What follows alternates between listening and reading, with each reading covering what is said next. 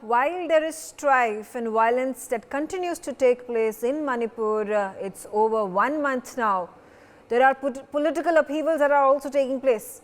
Well, after a discussion that was held of the all-party meeting that had taken place just a few days ago with Home Minister Amit Shah, it is the chance that has been taken by Rahul Gandhi to visit Manipur. There are reports coming in that his cavalcade has been blocked by the local police over there. He is now taking a chopper to visit the areas that are witnessing strife, that are witnessing violence, that are witnessing clashes and conflict. And amidst all these upheavals that take place, what is going to be the end result? How can we find a solution to this problem? Will political visits be able to help find a resolution? What else needs to be done if this is not the answer? Let's open up this discussion. Joining me on the telecast are my panelists. I'm going to take them one after the other. Major Mohammad Ali Shah, I start with you. Now, how do you witness that political parties, opposition political parties are now visiting Manipur? Has this now reduced to just political one-upmanship game? Sad that it's reduced to just political one-man-up game. But at the same time, I would say there's no harm in leaders going there. A lot of people would say Manipur is boiling, it's burning, and people are landing up. Well, their demand was very, very simple. I mean, they wanted the Prime Minister to come there to address the issues. And they were hurt by the very fact that, I'm talking about, I will speak on behalf of what I feel as a person who spent ample time in Manipur, who considers myself to be from Manipur at heart. I am neither Maite nor Kuki by origin, but at heart I would call myself both Maite and Kuki as well. And I would say that there's no harm in it. There's just no harm. But then again, there are a lot of security issues happening in Manipur. There are ethnic clashes. There are insurgent problems at the same time. Like the army just released 12 KYKL chaps. That's the underground faction. So it's a very, very tricky situation right now. But Rahul Gandhi, see, I've always found his decisions or his advisors to be slightly not very wonky, in fact. He has a habit of landing at the wrong place, the wrong time kind of stuff. But here I would say when he found that, people were not, though of course Home Minister Amit Shah went there, he did his best. People were expecting the Prime Minister to speak up about it. He did chair a high-level meeting, but Rahul Gandhi found the politicians, this is what they do. What Rahul Gandhi found, he found it a master stroke. He found the right time. He thought, let me just land up there and go. His corner was stopped, his cavalcade was stopped at Bishanpur. He was advised to go by chopper. He would see it's all optics at the end of the day. It comes to optics. I would definitely say that. And Rahul Gandhi was politics from Rahul Gandhi's side. But it's very sad that no one should play politics at this time. At this point of time, they require a maram pe koi balm laga de unko. Someone comforts you. They have been pained from both the sides. The Maite community has been pained. The Kuki tribe has been pained. So the entire Manipur has been pained. And people who are not affected, say for example, the Paites or the Baites or the Tangkuls or the Nagas or in fact the Pangals for that matter, who are the Maite Muslims. They have been affected from a distance. They've been watching it. But they have been affected in the entire thing altogether. Right. So now a person like me or from an outsider would be Mayank. They would be, when a Mayank lands up there, of course, they would be in a land permit, there would be restricted area permit, which you require from the government at the end of the day. You cannot land over there being an outsider without the ILP and RAP. So the very fact he was advised to go by chopper, he should have taken that advice. Okay. I don't think going by road was a very good idea, in fact. Major Rajan Kochar, now it's an interesting debate to have. Whether there should be political parties and their leaders who need to get into this entire debate, that is entire clashes that are taking place, like Rahul Gandhi has visited. There is two sides to this story. One is this political optics, but on the other side, since this problem has not found any solution for the last 1 month and more, and in fact this problem has been going on for years and years together, and as the BJP puts it, it's a clashes of the legacy war that is taking place. When we bring the political class, when we bring the celebrities, when we bring somebody like Rahul Gandhi, well, the issue gets amped up and it puts enough pressure on the governments of the day to find a resolution at the soonest possible. Megha, see, it's like this, that this problem cannot be resolved in a month's time. And it needs time, it needs deliberation, it needs active participation of all the communities. It's not a time to say that eye for eye, because see, conflicts are caused by imbalance and fear. These are the two essential ingredients. If you study any conflict and how the resolution of these conflicts take place, the two important aspects which will emerge is imbalance and fear.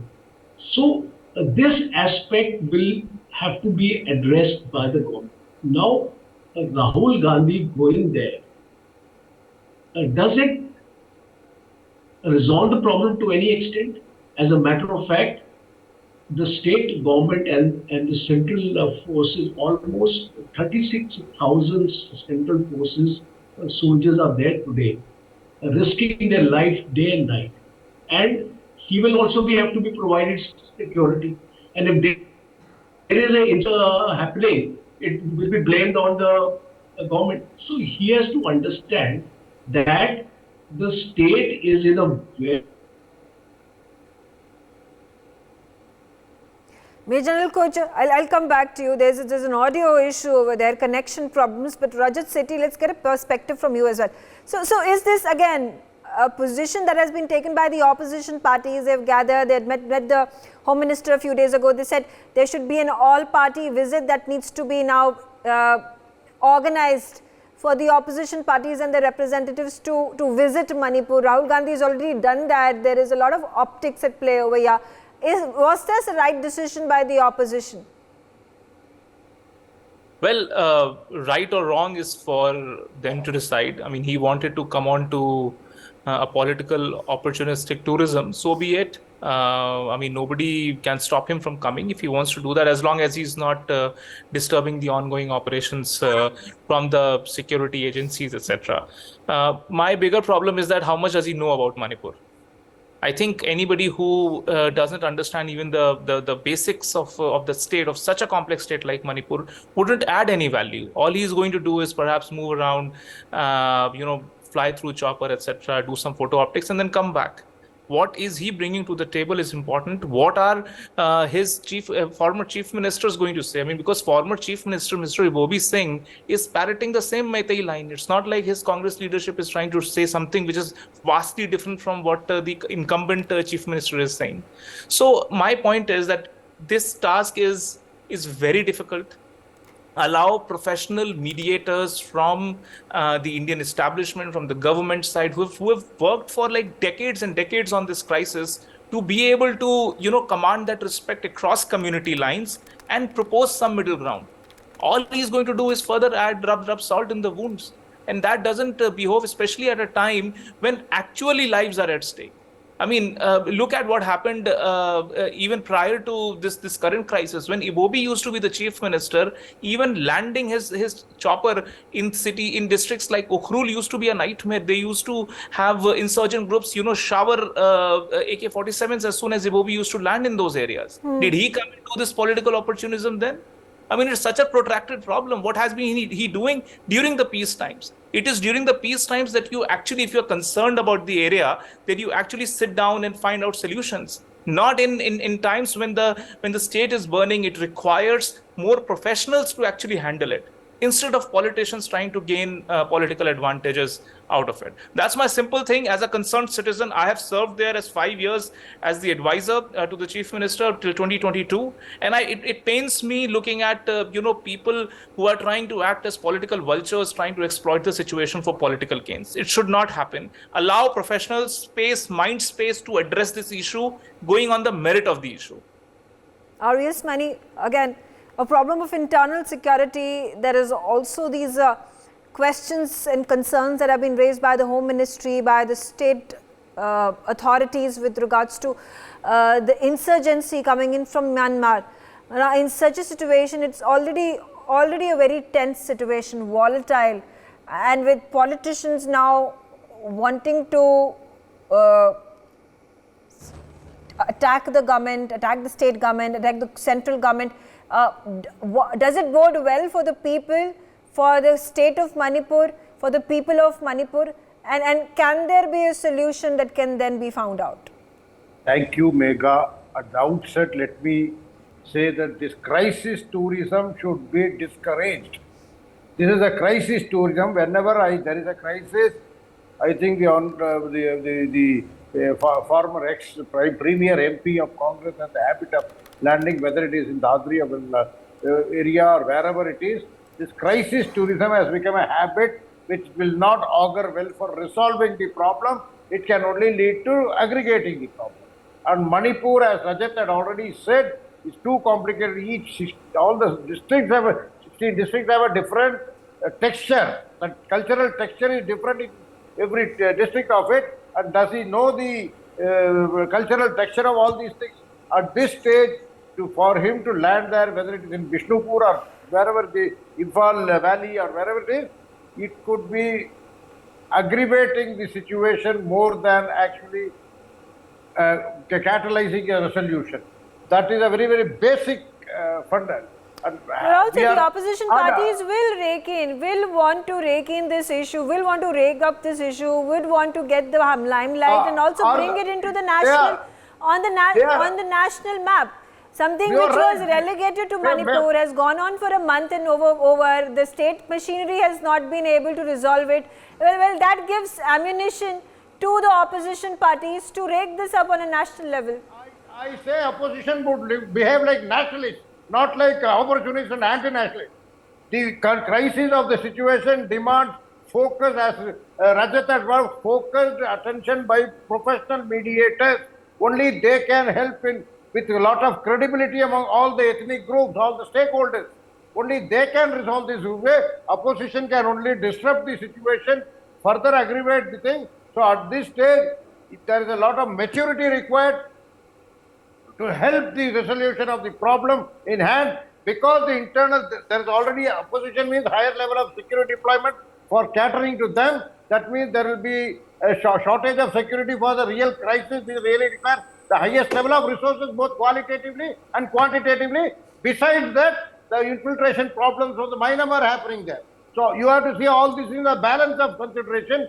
That is the reason I said at the beginning that this crisis terrorism should be discouraged, and there should be, preferably, if I were to advise the Honorable Prime Minister, I would say please bring in a law, legal, that any place where there is a crisis, whether it is man-made, whether it is natural calamity, this type of terrorism by the different parties, political genre and all, should be banned altogether till the resolution or rehabilitation or rebuilding happen. Okay. It is extremely important that we should stand by that. We should opposition should be mature nationalists, not opportunities trying to fish in troubled waters. Okay. That is all right. All right.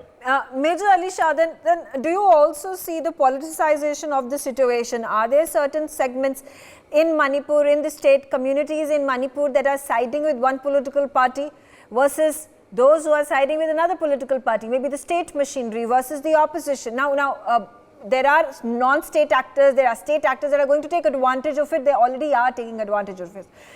Aren't there fault lines that have already been created politically as well? Megha, well, that's a different issue altogether. Yes, about politically, people are inclined to different parties, which they have always had. That's a different thing altogether. But right now, the ethnic clash between, because they've lost complete faith and confidence in Mr. N. Brain Singh. I'm not casting any aspersion on him. Must be a good man. I don't know him personally. All I know about his background from the paramilitary, when he was a constable there, he was been a state footballer, a national level footballer, if I'm not mistaken. That's all I know about him. And whether he's done a good job or bad job, that's not up to for me, but for the people of Manipur. But the very fact the Kuki community, the Kuki tribe definitely has lost faith in him. A lot of but there has been strife at the time of. Like Rajat said, that during the time of Ibobi Singh, who is the former chief minister of Manipur, there had been strife. There has been insurgency. There have been these problems that have continued. There have been protests against the then chief minister as well. So I'm saying, are the chief ministers being made scapegoats to the situation that Manipur currently is facing? No, not really. I don't think they're being made scapegoats on this. But the very fact is, a lot is in the chief minister's hands. Insurgency was even there in Manipur the time when I was posted over there. Insurgency has been there for quite some time, and there have been a lot of underground factions. And we हमें तो खाक छानी है मणिपुर में. Right from I've seen Manipur right from the grassroots levels to 30,000 feet above mean sea level. Right from doing from patrolling with the Assam Rifles on ground to doing the ADC to the corps commander there, to two corps commanders. So we know Manipur, as Rajan Sethi said, how much do people know Manipur? It's very, very unfortunate and sad. People do not understand Manipur. They think on Google pe padh liya, kitabein padh liya, that's good enough for them. Okay. You have to actually You know, the ground understand. situation, that's why I say politics and the ground situation are two different ball games altogether, and the politicians, while chief minister after chief minister may be changed, may be brought down, may be election, but then Rajat, how do we find the solution? Because is removing Biren Singh from the chief ministership of Manipur is going to find the solution, is going to bring about the solution?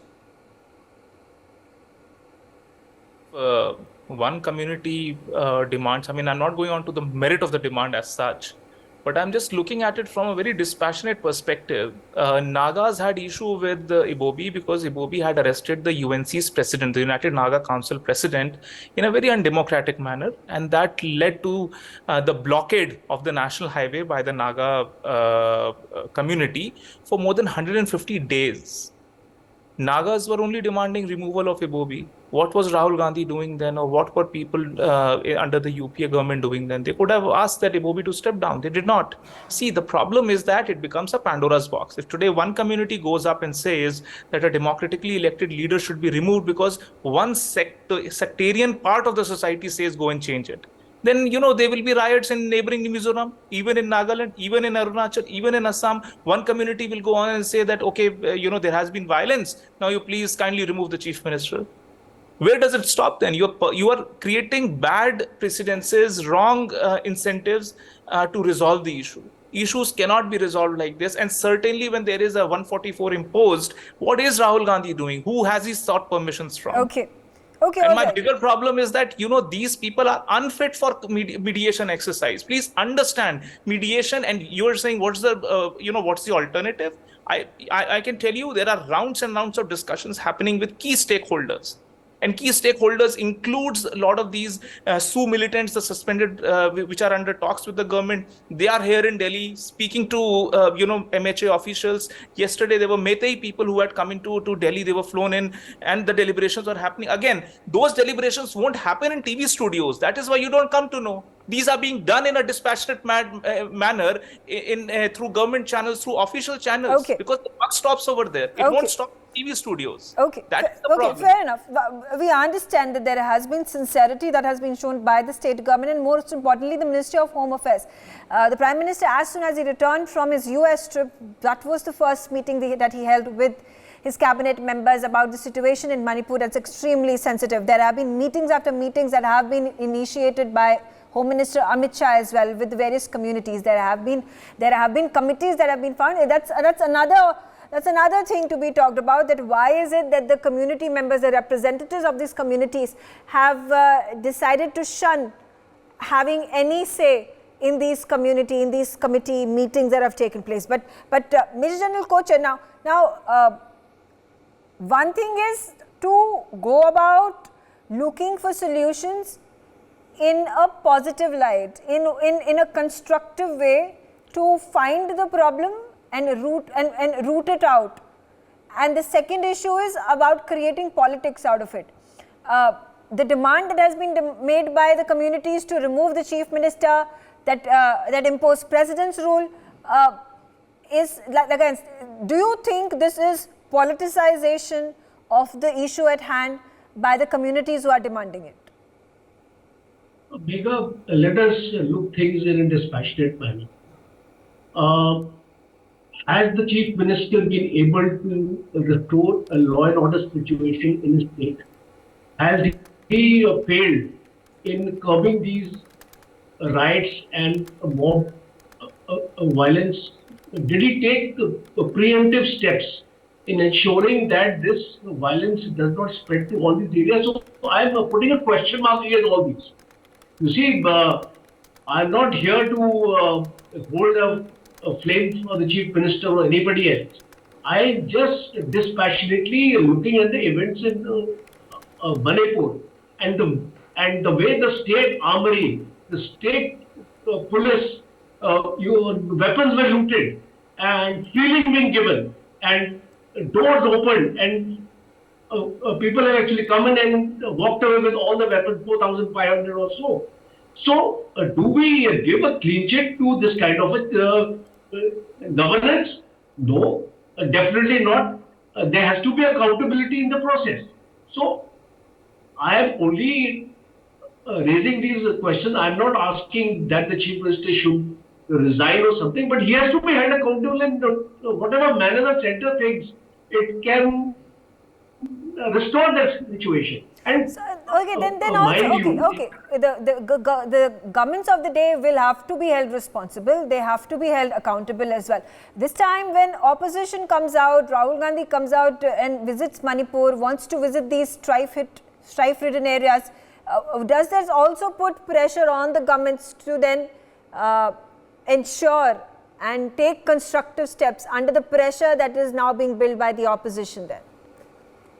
Megha, I agree with my panelist Rajat. What he said is that he has no business to be there at this point of time. Because this problem has to be resolved by professional people, by the state machinery, by the central. Rajiv Gandhi has no role to play. And taking you back in the last elections in Manipur in 2020, he got barely 5 seats there. So he's not a popular party there in Manipur, and we know it. So he's trying to cash on this situation. He's trying to build up his vote base, which unfortunately he got routed in the last election. And see, the BJP, when it won the elections last year, it had the support of the cookies also, mind you. In Chura Chandpur, 6 seats are there, and 3 seats were won by the BJP. So it emerged a single largest party winning 32 out of the 60 seats. So there is a confidence of the people in this chief minister, but probably the situation has gone out of his hand now, because there is an element of mistrust which has come in and which has been exploited. You see, all these underground groups now, if you study the intelligence reports which are coming from Manipur, all the underground groups have actually emerged, and these weapons are coming across Myanmar. So there is a role of China also to play in fueling this sort of disturbances. The weapons are, so many weapons have come into Manipur now. Megha, it becomes very difficult for the state machinery to fight people with these weapons, and then a new dimension has come now. Women are now being herded in vehicles and being asked to become a human shield. How difficult it is for the Indian Army, we can call it a human face or whatever you may say, but in the case of insurgents who are firing at the army, and a wanted guy is there who has been responsible for a major attack earlier on the armed forces, he is being shielded by the local population. So that means that certain kind of insurgent elements have infiltrated into the population today, and they are taking advantage of this situation. And we need to appeal. There is an appeal by the Indian Army to the people of Manipur that if you want us here to protect you, please allow us to do that. Don't take the shield of these human shields coming in and rescue. Okay, but then is the task really as simple for the armed forces, for the security forces, for the police in Manipur? As we have seen, they have been struggling so far to ensure there is peace and stability, and the problem that is being brought forth by the communities who are warring with each other for months together is not. Then the police and the armed forces and the security forces, paramilitary forces, they've obviously been cautious in the action that they take, but in their cautiousness they are also not being able to stop these people from fighting, stopping these insurgents. But RVS Mani, quickly a last word from you before I wrap this up. Now, will stringent actions will have to be taken by the armed forces because the situation is it already has gotten out of control? It is the level of muscle to be flexed that is based on a crisis management group which may be monitoring the situation somewhere in the north or south block.